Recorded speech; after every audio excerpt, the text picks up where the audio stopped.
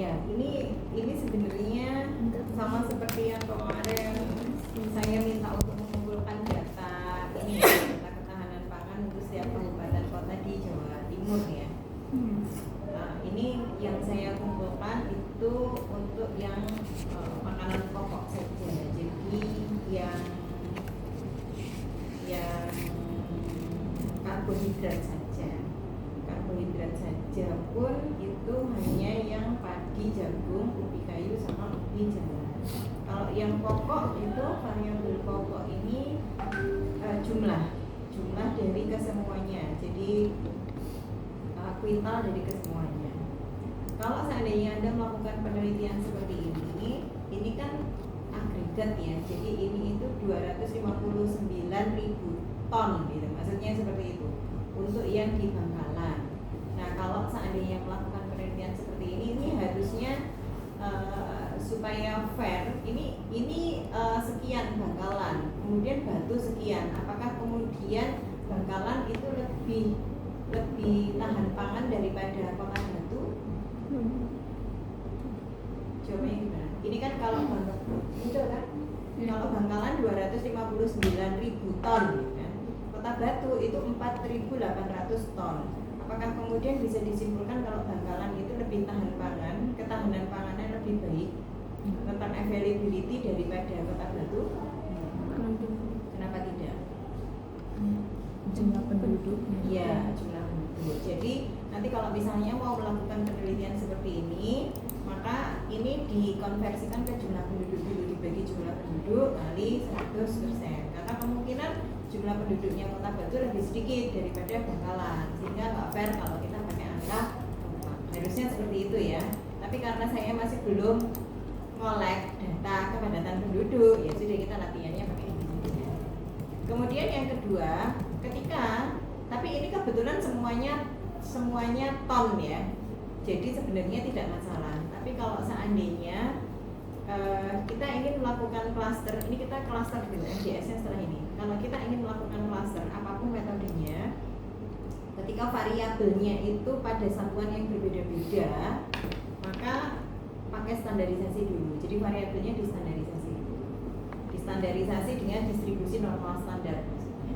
Jadi sekarang untuk latihan kita coba kita standarisasi saja dulu ya. Standarisasi itu ada di deskriptif statistik.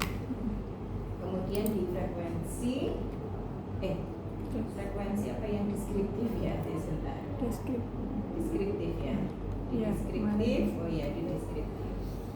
Kemudian kita masukkan padi sampai ubi jalar karena yang pokok itu jumlah dari semuanya.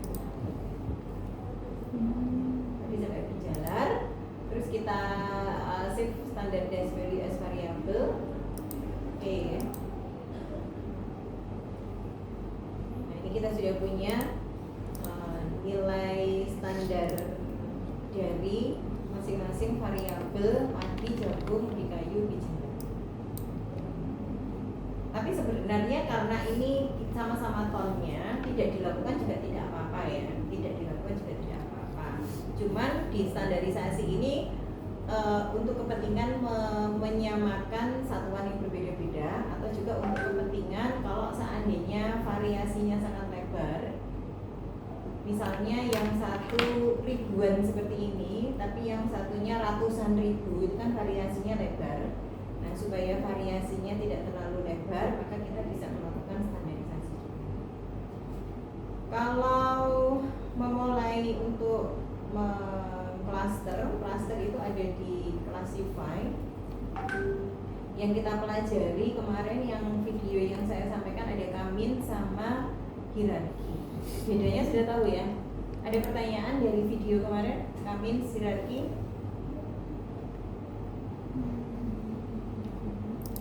Tidak ada. Kemarin perhitungannya sih yang perhitungan manualnya mungkin yang bingung. Perhitungan manualnya, ya. Okay. Ada pertanyaan di perhitungan manual? Sudah cukup jelas? Iya. Sudah cukup jelas ya? Kalau ini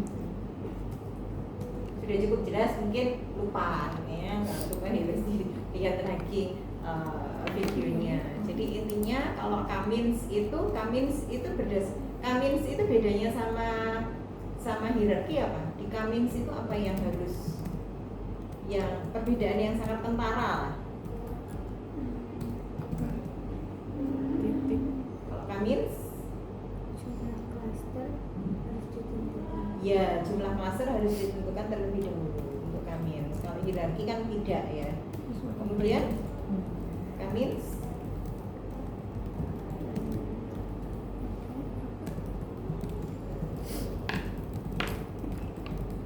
semuanya berdasarkan jarak, nah ya, jarak di video. Anda belum tak kasih PPT-nya ya, nanti tak kasih PPT-nya.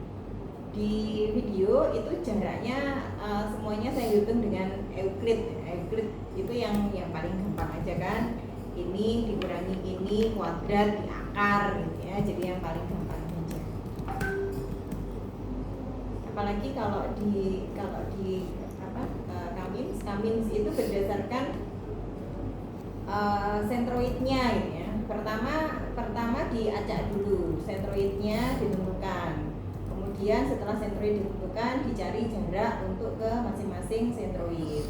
Setelah jaraknya diukur masing-masing titik ke sentroid, maka kan akan terbentuk kedekatannya, yang saling berdekatan dikelompokkan jadi satu. Kemudian dari situ ditetapkan lagi sentroid baru ya, sentroid baru dari pengelompokan yang terjadi. Kalau means berarti sentroid barunya itu pakai rata-rata. Kalau means, kalau K-median atau K-medoid itu sentroid barunya pakai median atau pakai nilai tengah. Apa sih keuntungannya pakai mean sama pakai median? Pakai median itu akan menjadi lebih robust kalau seandainya dalam sentroid itu ada titik-titik yang saling terpencil gitu.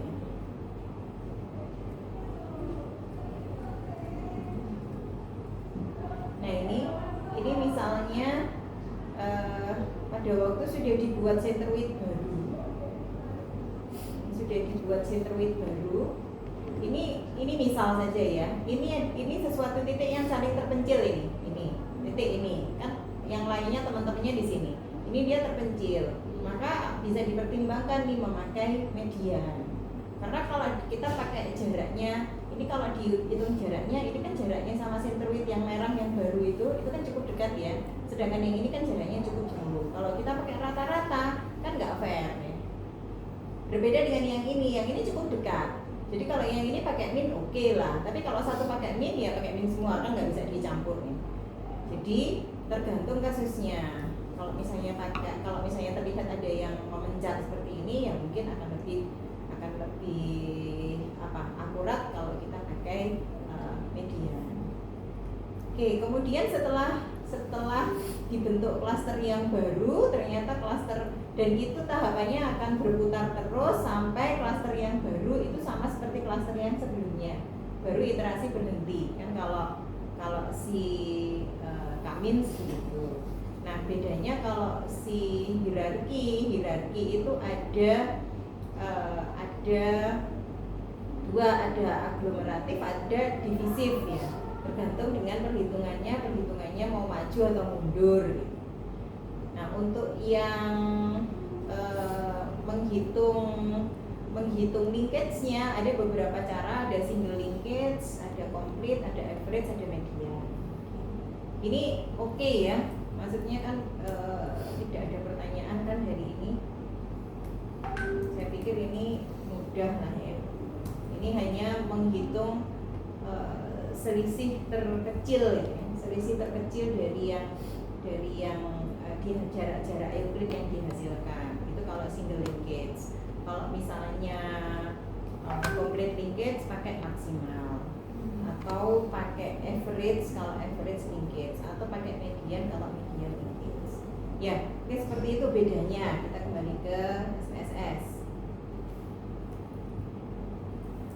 Classify ada Cummins. Kita coba yang Cummins dulu. Misalnya K-nya 2 misalnya gitu. Dimasukkan yang Z score tadi padi, jagung, jalar, ubi kayu.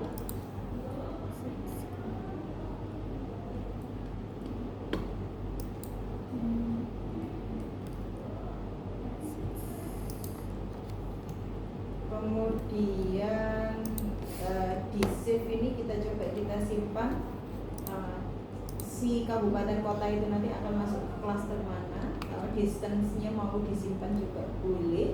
Distance ini berarti iterasi terakhir jaraknya si titik itu dengan centroidnya.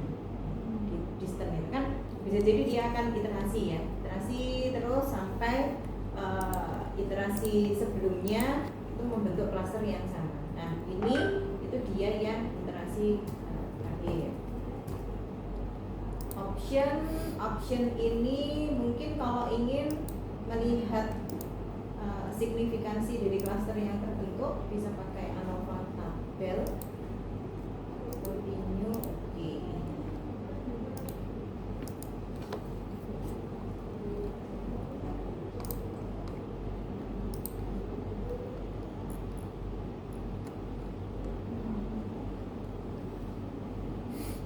Ya, secara garis besar kalau kita pakai dua klaster, kan tadi jumlah klasternya ditentukan terlebih dahulu. Ini adalah jarak pada setiap variabel ini untuk ke centroidnya di klaster 1 dan klaster 2. Kemudian kalau ingin mengetahui sebenarnya klaster 1, klaster 2 itu isinya apa sih gitu ya, wilayah-wilayah di klaster 1 dan wilayah-wilayah di klaster 2. Oh ternyata dia misalnya ketahanan pangannya hanya pada padi misalnya gitu ya. Ini diklik saja 2 kali, diklik 2 kali, terus angka-angka yang ada di sini ini di bold, di blok ya, klik kanan, di blok klik kanan, kemudian create graph. Create graph, ada beberapa graph, bisa dicoba satu-satu, misalnya bar aja ya, bar chart. Bentuknya seperti ini. Jadi ini itu untuk melihat apa sih yang dominan di klaster 1 dan apa yang dominan di klaster 2. Jadi kalau kita lihat di klaster 1 yang dominan itu ubi jalar. Di klaster 2 yang dominan itu ubi kayu. Sedangkan padi sama jagung di kedua klaster itu memperlihatkan hal yang lumayan sama lah ya. Walaupun mungkin lebih baik di klaster 2. Kalau mau lihat apakah dia signifikan atau tidak di ANOVA-nya.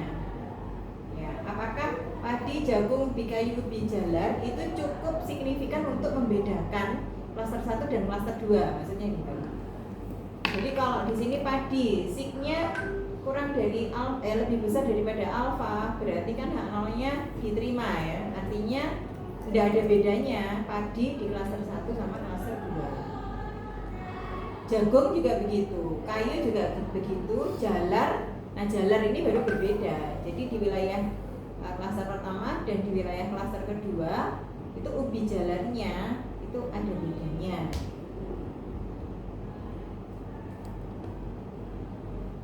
Sebenarnya kita juga bisa lihat di ini. Nah ini muncul ketika tadi kita klik jarak tadi ya, jarak ke centroid tadi ya, jarak ke new centroid ini kan berarti kan final cluster center. Jadi ini jaraknya kalau digambar tadi ini. Nah ini sudah yang terakhir final. Terus jaraknya setiap titik ini ke centroid.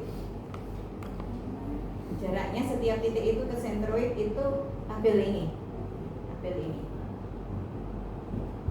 Dari tabel ini sebenarnya kita juga bisa lihat misalnya mana jarak yang terlihat paling mana ya, paling pendek gitu ya.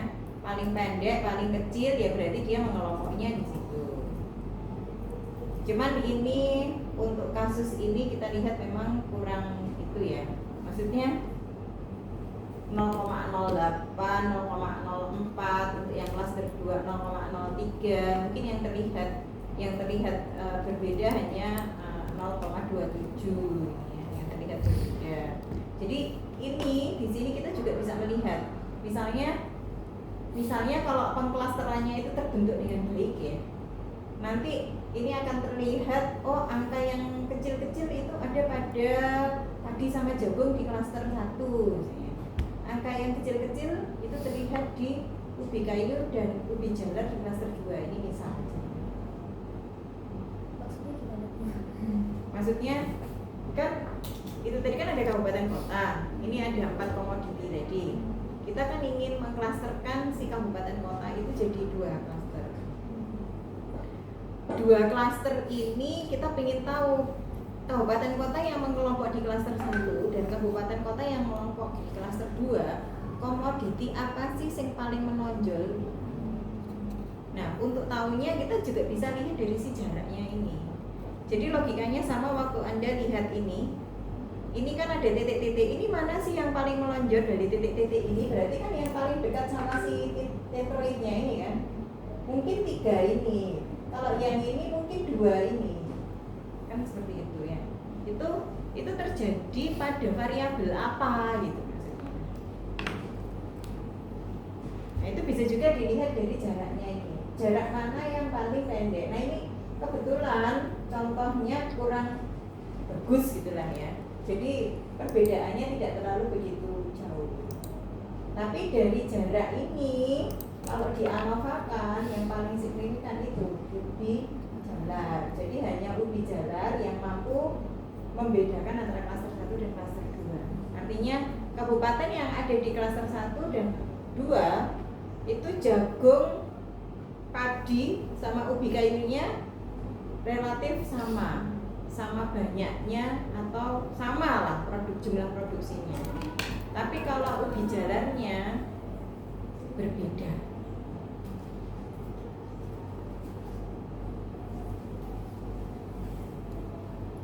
Untuk hasil pengklasterannya, ini klaster 1 ada 4 kabupaten kota, klaster 2 ada 34 kabupaten kota. Hasilnya ada di datasi. Jadi yang ini kalau yang ini kan jaraknya. Jadi ini masuk di klaster 2, masuk di klaster 1, masuk di klaster 2 dan seterusnya.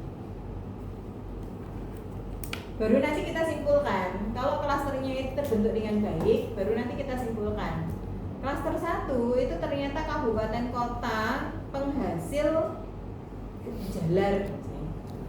Klaster 2 itu ternyata kabupaten kota penghasil padi. Baru kemudian kita simpulkan. Jadi menginterpretasikannya kembali ke kita, karena hasil dari Kamins itu tidak bisa kemudian menyebutkan secara gamblang mana yang dominan.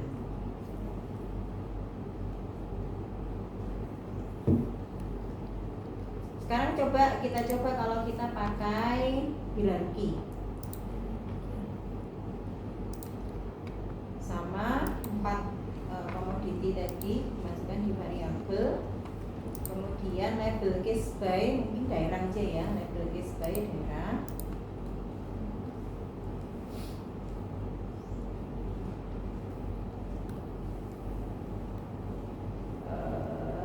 Kita ke statistik, mungkin ini default aja.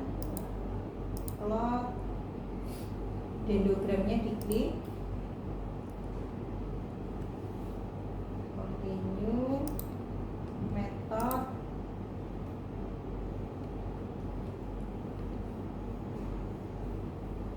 nah ini beberapa metode yang tadi kita bahas, yang ada beberapa ya, ada ini mungkin ini median linkage ini. Nearest ini berarti single linkage.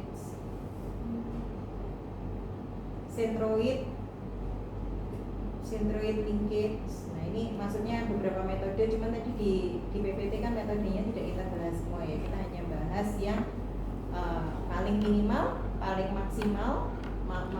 Paling maksimal ini apa? Complete ya, complete linkage, ada median linkage. Kita continue saja. Terus oke.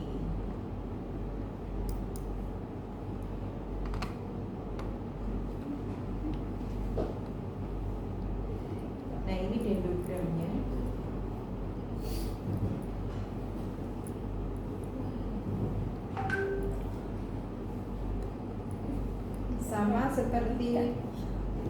Sama seperti waktu di PPT.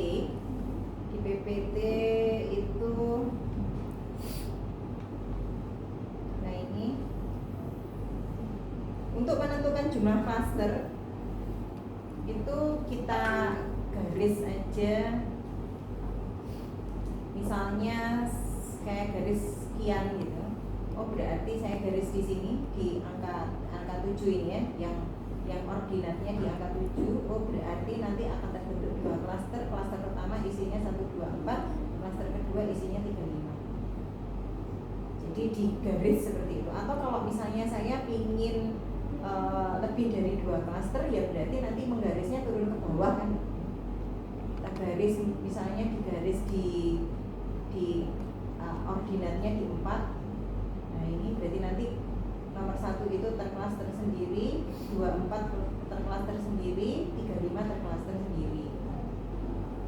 Jadi tergantung kita untuk menggarisnya berapa banyak klaster yang akan kita gambar.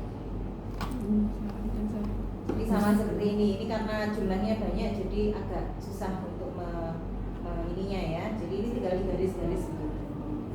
Nah berarti pertanyaan berikutnya apa? Kan tadi kalau Amins kan saya isi 2, saya isi 3, saya isi 4 gitu kan. Itu bisa aja, nanti pasti keluar aja.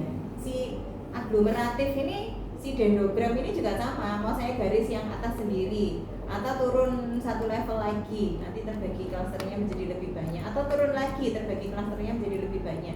Terus yang optimal berapa? Berarti kan harus ada metode untuk menentukan berapa klaster yang paling optimal. Sekarang metode-metode itu ada beberapa.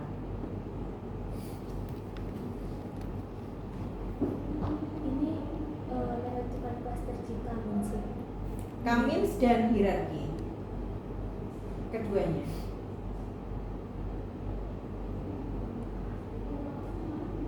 Nah, ini. Jadi ada beberapa metode untuk menentukan berapa jumlah optimum K. Misalnya kita pakai metode ELBO. Metode ELBO itu maksudnya gini, kan di dalam dua klaster tadi, dua klasternya ubi jalan, ubi kayu, padi sama jagung, di dalam dua klaster. Harapan kita nilai-nilai sentroid yang ada di dalamnya yang klaster yang sama itu jaraknya pendek-pendek. Di klaster 2 juga gitu, nilai sentroid, jarak sentroid antar yang ada di dalamnya itu juga kecil-kecil. Harapan kita kan gitu, supaya ini beda banget. Tapi jarak antar klaster 1 dan klaster 2 harapan kita panjang, lebar. Makanya ada ANOVA. Masih ingat kan ininya, logikanya ANOVA. ANOVA itu kalau misalnya kita punya ANOVA itu, misalnya kita punya 4 kelompok A, B, C. Masing-masing kelompok ini ada subjek. Yang kita beri B, kita beri C, kita beri A. Yang variasi yang ada di sini itu namanya variasi within, ya. Atau biasanya variasi within itu disebut juga variasi error. Variasi antar ini disebut sebagai variasi between atau variasi antar perlakuan atau variasi treatment. Nah, within ditambah between, variasi within tambah between, itu nanti variasi total akhirnya bisa dihitung F hitungnya. Jadi F hitung itu sebenarnya apa? F hitung itu rasio antara between, variasi between dibagi variasi within. Jadi kalau withinnya kecil, antar ini kan kita kepinginnya kecil, yang ini itu kita ketemunya besar, jadi besar dibagi kecil, F hitungnya tinggi. Ketika F hitungnya besar, maka A, B, C akan semakin terlihat perbedaannya. Nah, waktu di elbow itu logikanya juga sama seperti itu. Elbow itu membandingkan antara within dan between. Jadi total within dan between dirasiokan. Ketika rasio within between tadi itu perbedaannya jauh, maka F hitungnya akan tinggi. Nah, si elbow itu ketika saya pakai cluster jumlahnya 1, perbedaannya sekian rasionya, 2 perbedaannya sekian, 3 perbedaannya sekian. Nah, elbow itu semakin dia apa istilahnya ini, rata itu apa, stabil, semakin dia stabil, maka klaster 4, 5, 6, 7 dan seterusnya itu kayak nggak ada bedanya. Tapi semakin dia nekuk, maka semakin tajam ada perbedaannya. Jadi dicari lekuan mana yang paling tajam. Jadi kalau di sini kita lihat bisa 2, bisa 3, atau bisa 4. Nah, baru dicari 2, 3, 4 ini mana yang menghasilkan error paling kecil. Itu kalau logikanya elbow. Makanya elbow itu disebut sebagai WCSS, within cluster sum of square. Yang kedua itu kita bisa pakai koefisiennya punyanya siluet. Jadi koefisiennya punyanya siluet itu dia mencari selisih antara jarak anggota klaster yang sama dengan jarak antar klaster. Jadi sebenarnya ya sama sih. Jadi selisih antara jaraknya, kalau di sini anggota klaster yang sama itu kan berarti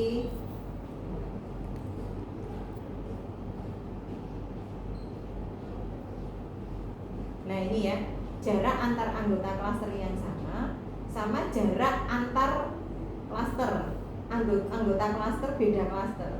Nah, itu dicari selisihnya sama siluet. Mana soalnya kursornya nggak muncul.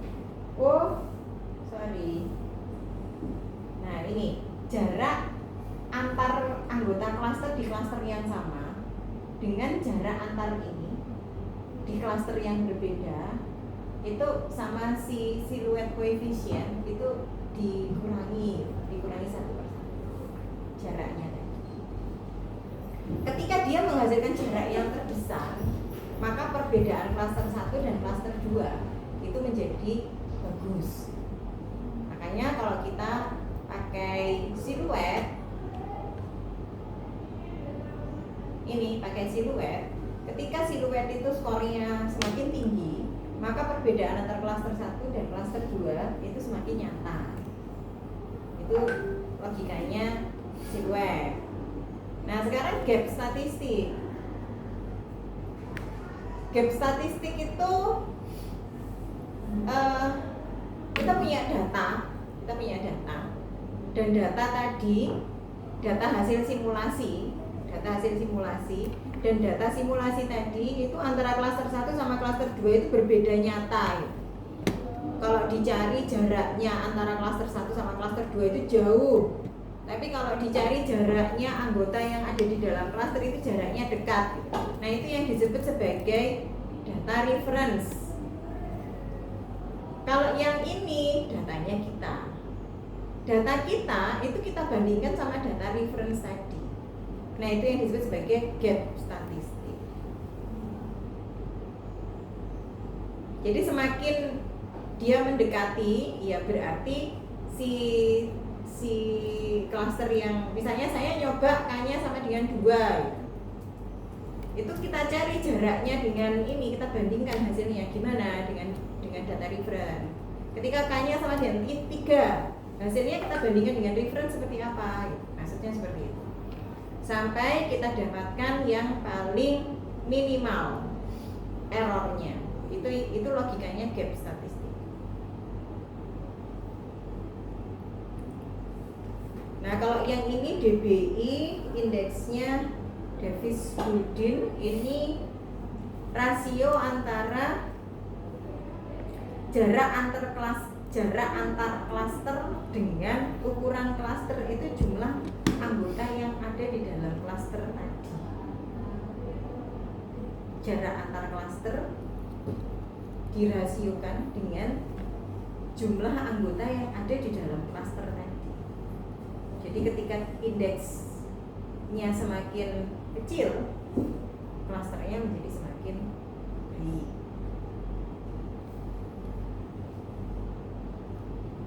Terus ada juga yang lainnya, yang namanya Kalinski-Harabas Index. Kalau Kalinski-Harabas ini hampir sama dengan ELBO sebenarnya.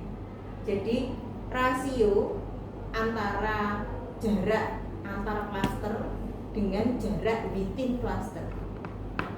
Jadi ini hampir sama dengan yang ELBO tadi. Makanya dia semakin besar, semakin baik.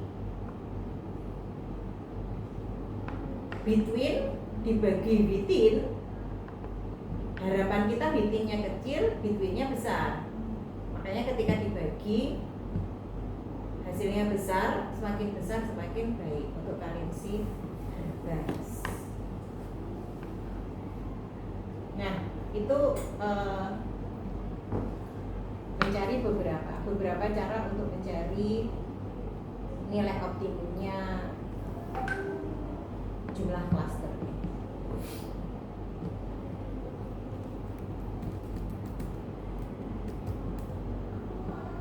Oke, hari ini kita akan membahas MDS, multidimensional scaling. MDS ini kalau dilihat dari peta multivariat,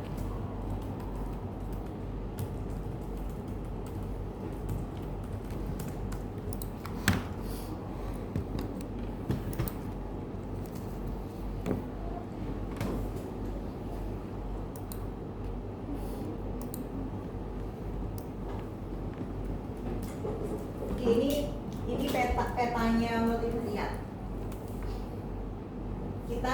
Kita sekarang pada posisi membahas di sini. Yang wilayah yang ada di sini itu multivariat ketika independen dan dependennya ada. Jadi kemarin kan ada Hoteling T, Manova, gitu-gitu itu masuk di sini. Mungkin ada SEM, itu masuknya di sini. Pet analisis masuknya di sini. Kalau yang ada di sini, ini independennya itu tidak penting, artinya tidak ada independen, tidak ada dependen. Kayak soal kita ini tadi, komoditi ubi jalar, ubi kayu, padi, jagung itu independennya apa, dependennya apa kan tidak ada. Jadi yang bagian ini itu yang kelompok interdependence, jadi tidak memperhitungkan adanya variable dependence.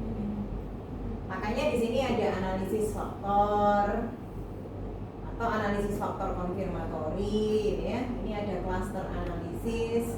Ini di sini ada multidimensional scaling, ada correspondence